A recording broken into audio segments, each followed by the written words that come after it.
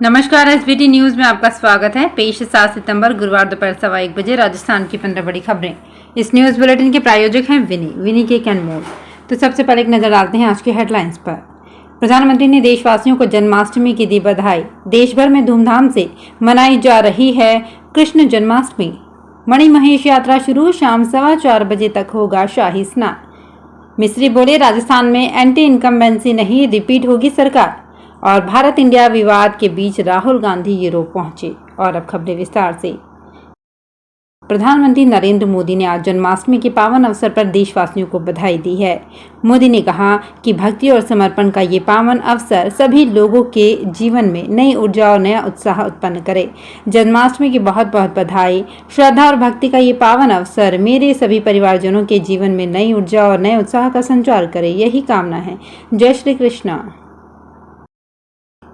देश के कई शहरों में बुधवार को जन्माष्टमी मनाई गई। रात 12 बजे मंदिरों और घरों में लोगों ने भगवान कृष्ण की पूजा की।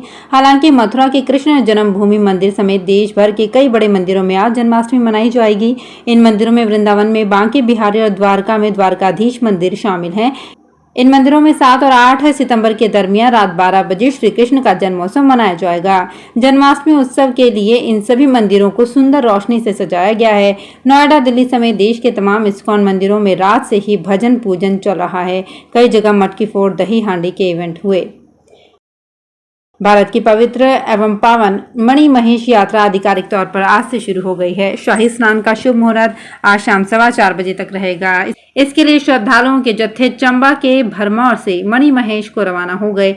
इससे पहले छोटा शाही स्नान बीती शाम 3:38 पर संपन्न हुआ। यात्रा 23 सितंबर तक चलेगी। इस यात्रा के लिए देश भर व नेपाल से भी श्रद्धालु पहुंचते हैं और डल झील में डुबकी लगाते हैं। मणिमहेश मंदिर के पुजारी पंडित विपिन शर्मा के मुताबिक इस बार जन्माष्टमी यात्रा से शुरुआत हुई है। राजस्थान विधानसभा चुनाव नजदीक आने के साथ साथ स्टेट और नेशनल स्तर के नेता फील्ड में उतर चुके हैं। इसी कड़ी में कांग्रेस के वरिष्ठ नेता एवं सीनियर ऑब्जर्वर मधुसूदन मिस्त्री मंगलवार शाम को बाड़मेर पहुंचे। बाड़मेर लोकसभा क्षेत्र के 8 विधानसभा के विधायकों और पदाधिकारियों से ही मुलाकात कर सरकार की योजनाओं और धरातल की स्थिति को जाना।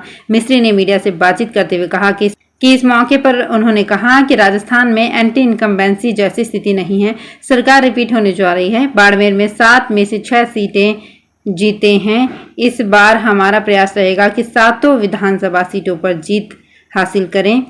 उन्होंने कहा कि मेरा पहला काम लोकल लीडरशिप में मनमुटाव दूर करना है। भारत इंडिया विवाद के बीच राहुल गांधी यूरोप पहुंच गए हैं। गुरुवार तड़के वो ब्रुसेल्स पहुंचे। आज वे यहां यूरोपीय संघ में सांसदों से मुलाकात करेंगे। ये राहुल का इस साल का तीसरा विदेश दौरा है। इससे पहले वे मार्च में ब्रिटेन और जून में अमेरिका दौरे पर गए थे। राहुल गांधी का ये दौरा ऐसे समय में हो रहा है जब देश की राजधानी दिल्ली में G20 समिट हो रही है। वो समिट खत्म होने के बाद भारत लौटेंगे। वहीं भारत जोड़ो यात्रा का 1 साल पूरा होने पर कई कार्यक्रमों का आयोजन किया जा रहा है। राहुल इन कार्यक्रमों में शामिल नहीं होंगे।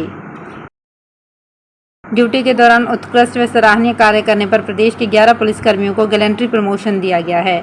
गैलेंट्री प्रमोशन पाने वालों में सबसे ज्यादा 3 पुलिस जवान बीकानेर जिले के हैं। प्रमोशन के आदेश बुधवार को भर्ती एवं पदोन्नति बोर्ड जयपुर के अतिरिक्त महानिदेशक सचिन मित्तल ने जारी किए हैं। आदेश में बीकानेर के साइबर सेल में पदस्थापित हवलदार दीपक यादव और दिलीप सिंह को पदोन्नति देकर सहायक उपनिरीक्षक एवं सिपाही राजूराम को हवलदार के पद पर गैलेंट्री प्रमोशन दिया गया है। हनुमानगढ़ में तैनात हवलदार राजाराम को सहायक उपनिरीक्षक, सिपाही अमर सिंह को हवलदार बनाया गया है। वहीं बाड़मेर के हवलदार महिपाल सिंह, अजमेर के श्याम प्रकाश को एवं जयपुर के आलोक कुमार ASI बनाया गया है।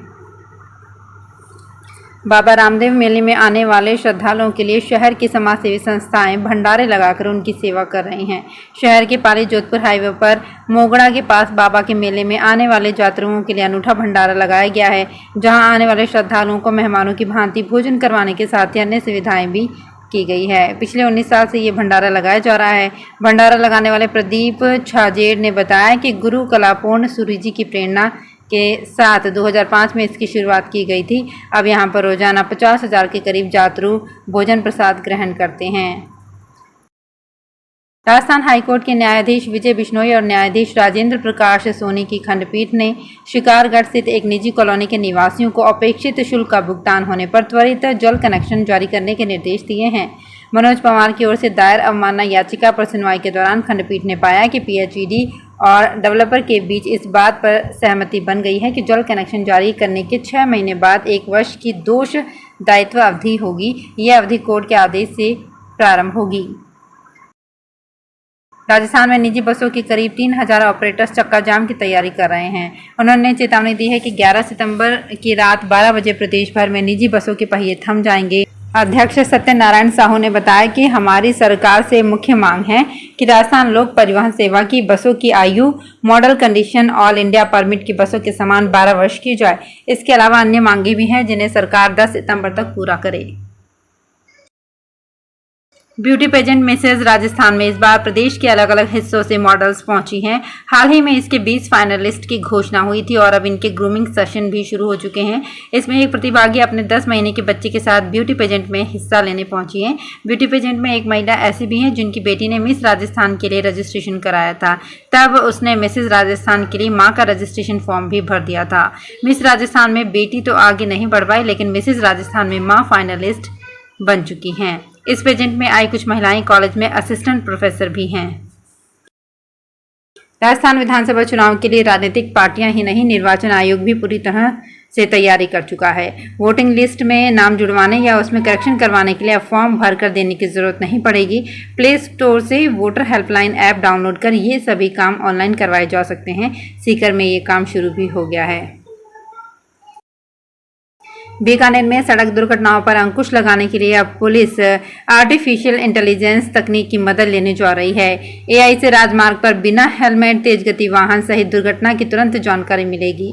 इतना ही नहीं, दुर्घटना होने पर एआई तकनीक से दुर्घटना स्थल के आसपास लगे सीसीटीवी कैमरों से एक फोटो व वीडियो भी पुलिस के पास पहुंचेगा। इससे घायलों को तुरंत मदद मिल सकेगी। राजस्थान नीट यूजी के एमबीबीएस व बीडीएस कोर्स के लिए हो रही एडमिशन प्रक्रिया के तहत तीसरे राउंड की ऑफलाइन काउंसलिंग का शेड्यूल ऑफिशियल नोटिफिकेशन के रूप में जारी किया गया है। करियर काउंसलिंग एक्सपर्ट परिजात मिश्रा ने बताया कि जारी की गई सूचना के अनुसार आज से शुरू हो रही काउंसलिंग प्रक्रिया पूरी तरह से ऑफलाइन मोड में होगी। काउंसलिंग की जगह RUHS डेंटल कॉलेज जयपुर रहेगा। इसके लिए कैंडिडेट को बारी बारी से अपने रैंक व कैटेगरी के अनुसार काउंसलिंग वेन्यू पर उपस्थित होना पड़ेगा। इसकी भी पूरी जानकारी काउंसलिंग वेबसाइट पर उपलब्ध कराई जाएगी। कोटा में मुकुंदरा हिल्स टाइगर रिजर्व के विस्तार के प्रस्ताव को NTCA ने मंजूरी दे दी है। हालांकि अभी नोटिफिकेशन जारी नहीं हुआ है। फॉरेस्ट सूत्रों से मिली जानकारी के अनुसार प्रस्ताव मंजूरी के बाद टाइगर रिजर्व का क्षेत्रफल 760 वर्ग किलोमीटर से बढ़कर लगभग 1000 वर्ग किलोमीटर तक फैल जाएगा। चित्तौड़गढ़ और झालावाड़ का संरक्षित क्षेत्र बफर के रूप में मुकुंदरा हिल्स टाइगर रिजर्व से जुड़ जाएगा। कार्यवाहक CCF बीजो जॉय ने बताया कि स्टेट ने पहले रफ ड्राफ्ट भेजा था, जिसे टेक्निकल कमेटी ने मंजूरी दी है। अभी नोटिफिकेशन जारी नहीं हुआ है।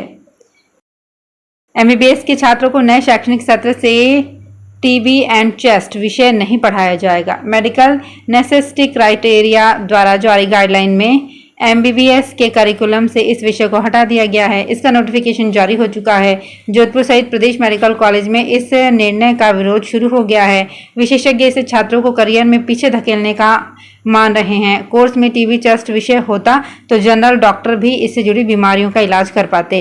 वैसे ही देश में सांस संबंधी स्पेशलिस्ट की कमी है। इंडियन चेस्ट सोसाइटी ने भी फैसला वापस लेने के लिए केंद्रीय स्वास्थ्य मंत्री मनसुख मंडाविया को पत्र भेजा है।